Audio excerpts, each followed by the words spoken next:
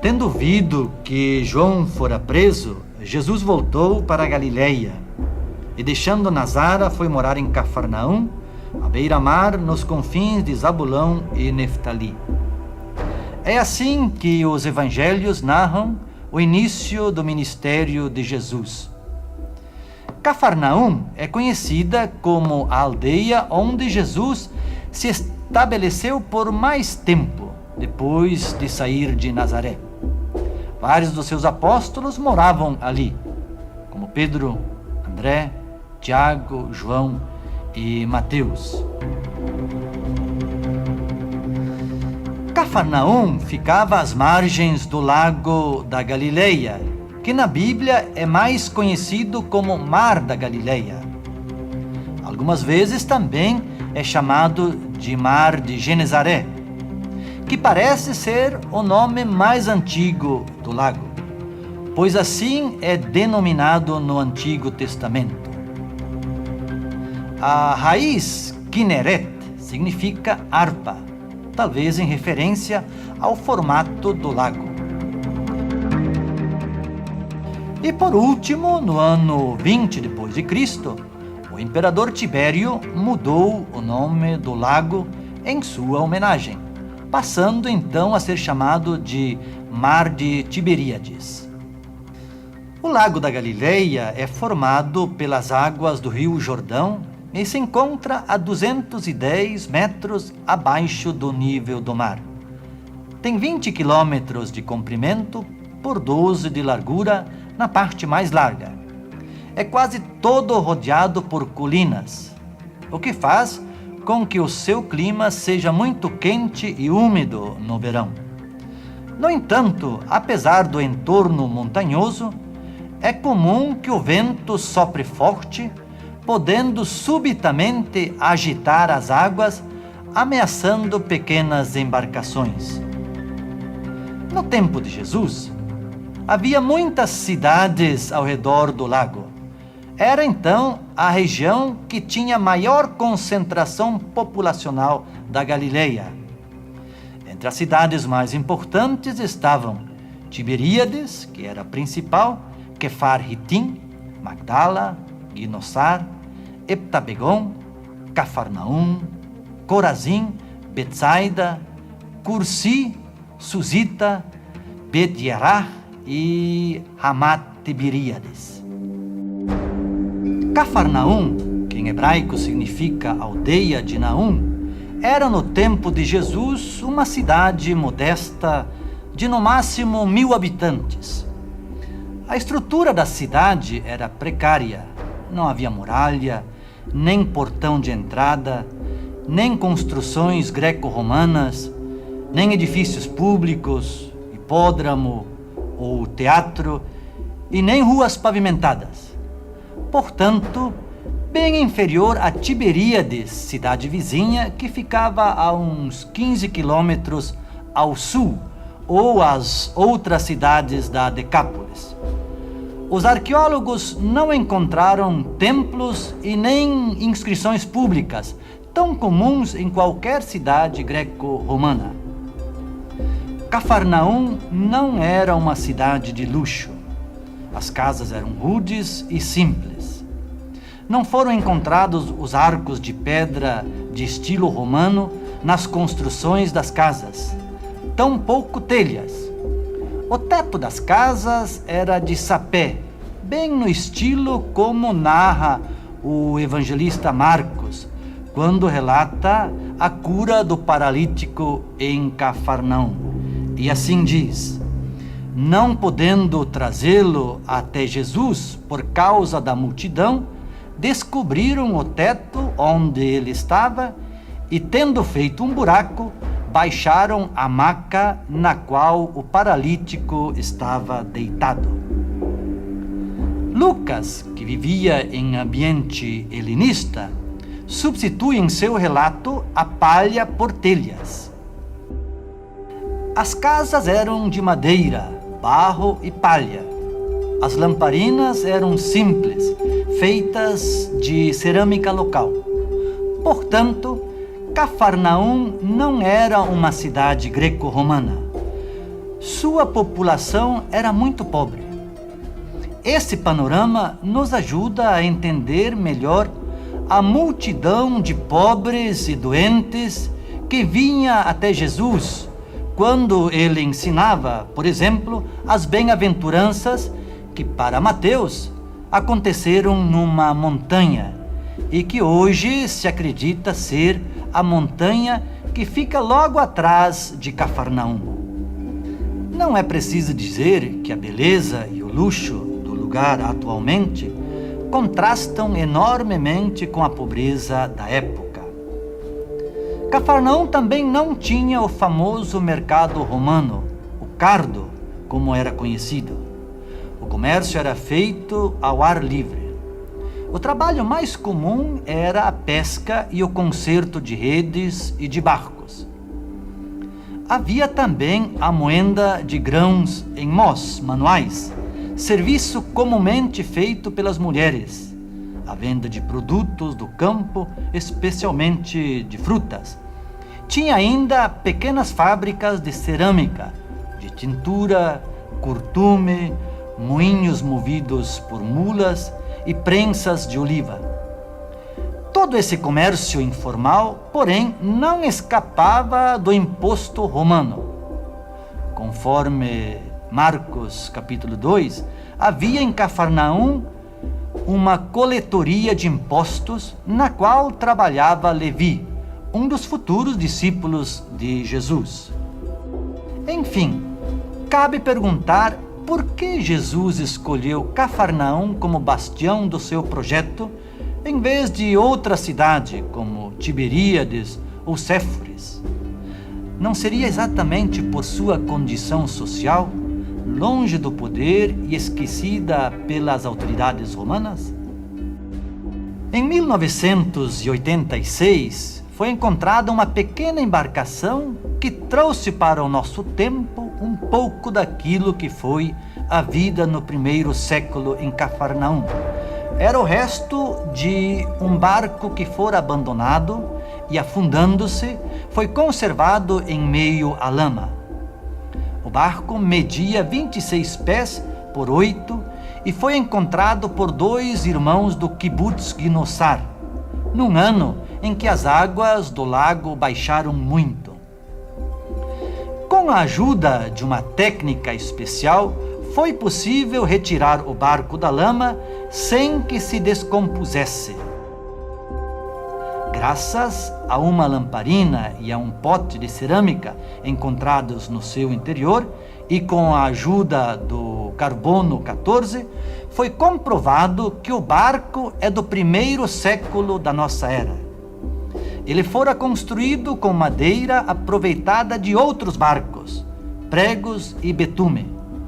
Atualmente o barco se encontra no Museu Igal Alon do Kibbutz Ginossar. Cafarnaum foi completamente destruída pelo terremoto de 746 e não mais se recuperou totalmente do desastre. No início fez-se uma tentativa de reconstruí-la mais ao norte, onde se encontra atualmente a igreja greco-ortodoxa, mas não nas mesmas dimensões. Pressupõe-se que, com a chegada dos cruzados, Cafarnaum tenha renascido, mas não há sinais de igrejas ou edifícios públicos desta época. Com a derrota dos cruzados, a aldeia foi abandonada e no século XIII não passava de um aglomerado de cabanas onde viviam 7 pescadores pobres, conforme o testemunho de um peregrino. Em 1838, o geógrafo Edward Robinson encontrou o sítio arqueológico que mais tarde foi identificado como sendo as ruínas da antiga Cafarnaum. Em 1866, o britânico Charles Wilson identificou uma parte destas ruínas como sendo uma sinagoga. Seria essa a sinagoga que Jesus frequentava, como reza o Evangelho de Marcos? E entraram em Cafarnaum, e logo no sábado, tendo entrado na sinagoga, ensinava. Para os arqueólogos franciscanos que exploraram a área depois de haverem comprado parte do sítio em 1894, sim. Segundo eles, as ruínas da sinagoga encontrada eram do IV século, que teriam sido construídas sobre fundamentos que pertenciam a uma sinagoga do I século. Essa afirmação tem suas controvérsias, pois hoje em dia há um debate muito grande se de fato já existiam sinagogas no I século. Para muitos, quando os evangelistas usam o termo sinagoga, se referem a uma assembleia que podia ser realizada em qualquer casa ou espaço aberto. Os argumentos de que as ruínas encontradas sejam do IV século se baseiam nas moedas e na cerâmica encontrada sob o piso. Reconstruída parcialmente em 1926, a sinagoga se sobressaía em muito aos demais edifícios de Cafarnaum do IV século. Era a maior sinagoga de toda a Galileia. Com a frente voltada para Jerusalém, destacava-se particularmente pelas pedras brancas de caliça das paredes, colunas e pavimento, que haviam sido trazidas de fora, enquanto que as outras casas eram construídas de basalto negro. As colunas eram decoradas com capitéis coríntios, folhas de parreira e figueira. Ao visitante são facilmente perceptíveis as tamareiras esculpidas nas colunas da entrada. A tamareira é uma árvore típica de Israel e cujo significado religioso, oriundo do mundo cananeu, é muito antigo. 2 inscrições dedicatórias foram encontradas numa coluna e numa porta, uma em aramaico e a outra em grego. A inscrição em aramaico, datada no século IV, refere-se ao doador, Alfu, filho de Zebidá, assim diz a inscrição. Tudo leva a crer que esta seja a sinagoga descrita pela peregrina espanhola Egeria, que em 381 deixou o seguinte testemunho: está também a sinagoga na qual o Senhor curou um homem possuído pelo demônio. Tem que subir muitas escadas para chegar aí, e foi feita de pedra lavrada.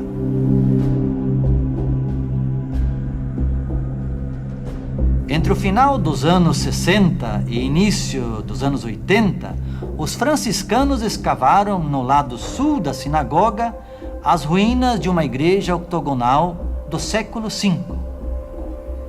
Os arqueólogos encontraram 3 estratos ou níveis nesta escavação.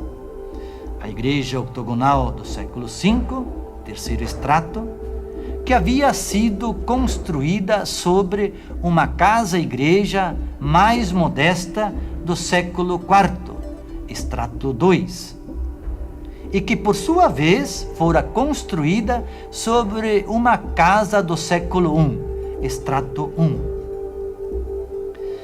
A casa do primeiro século teria sido a casa do apóstolo Pedro, o que nos reporta imediatamente a narrativa de Marcos. E logo, ao sair da sinagoga, foram para a casa de Simão e de André com Tiago e João. A casa do estrato 1 era cercada por pequenas casas muito pobres, cujos muros só podiam sustentar um teto de palha. O estrato 2 revela que esse pequeno complexo de casebres foi separado no século IV por um muro com 2 entradas, mantendo a casa de Pedro no centro. A peregrina espanhola Egeria, que em 381 deixou seu testemunho sobre a sinagoga, escreve que a casa do príncipe dos apóstolos fora transformada em igreja, com as paredes originais ainda conservadas. No século V, todas as casas dentro do muro foram derrubadas e o terreno aplainado para a construção de uma igreja octogonal, mantendo no centro o local da casa de Pedro, agora belamente decorada com mosaicos geométricos, um pavão real e flores de lótus.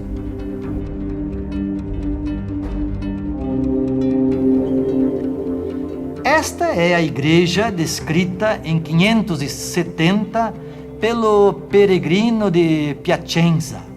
A casa de Pedro é agora uma basílica. Um exemplo prático do processo de transformação que sofreu a igreja.